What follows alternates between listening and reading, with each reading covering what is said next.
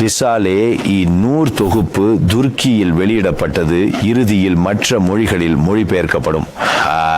1955 பதியுசமான் சகோதரர் அப்துல் மெஜித் நூர்சி 29வது வார்த்தையை அரபியில் மொழிபெயர்த்து வெளியிட்டார். காலப்போக்கில் மொழிபெயர்க்கப்பட்ட மொழிகளின் எண்ணிக்கை 60ஐ எட்டும். மொழிபெயர்ப்பு உருவாக்கம் வாசகர் எண்ணிக்கை அதிகரிப்பு கல்வி ஆராய்ச்சிக்கும் வழிவகுக்கும். என் பெயர் மக்ஷித் அன்சாரி. நான் ஆஸ்திரேலியாவின் சிட்னி நகரத்திலிருந்து வருகிறேன். இங்கு நீங்கள் வந்ததற்கான காரணம் என்ன? நான் இங்கு வந்ததற்கு காரணம் தீர்க்க தரிசனம் பற்றி, குறிப்பாக முகமது இக்பால் மற்றும் சயீத் நூர்சி ஆகியோரை மையப்படுத்திய ஒப்பீட்டு முனைவர் பட்ட ஆய்வு ஒன்றை நான் தற்போது மேற்கொண்டு வருகிறேன். இந்த சிம்போசியம் மற்றும் அறக்கட்டளையின் பணிகள் குறித்து உங்கள் கருத்து என்ன?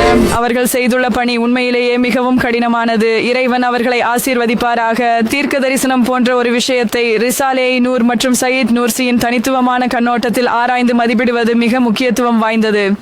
கல்வி வட்டாரங்களில் சயீத் நூர்சி போதுமான அளவு ஆராயப்படவில்லை. மற்ற முஸ்லிம் அறிஞர்கள் ஆராயப்பட்டாலும் சயீத் நூர்சி புறக்கணிக்கப்பட்டு விரிவான விவாதம் தேவை. மேலும் இந்த தலைப்பு மிகவும் முக்கியமானது.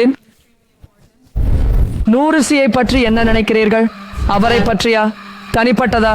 கல்வி ரீதியிலா? தனிப்பட்ட முறையில் எனக்கு அவர் மீது அளவற்ற மரியாதை உண்டு. மேலும் சொல்லப்போனால் ஒருவித அன்பையும் உணர்கிறேன். சுமார் 10 ஆண்டுகளுக்கு முன் அவருடைய படைப்புகளை அறியும் வாய்ப்பு கிடைத்தது. அதிலிருந்து நான் தொடர்ந்து படித்து இன்னும் கற்றுக்கொண்டே இருக்கிறேன். இந்த கருத்தரங்கில் நான் ஒரு மாணவனாகவே இருக்கிறேன். இங்கு வந்து அனைத்து படைப்புகளில் இருந்தும் கற்றுக்கொள்வதில் மிகுந்த மகிழ்ச்சி அடைகிறேன். அருமை. இது எனக்கு ஒரு மிகச் சிறப்பான பிரார்த்தனை. என் முனைவர் பட்ட ஆய்வறிக்கைக்கும் அது ஒரு பலித்த பிரார்த்தனை. இறைவனுக்கே புகழ்.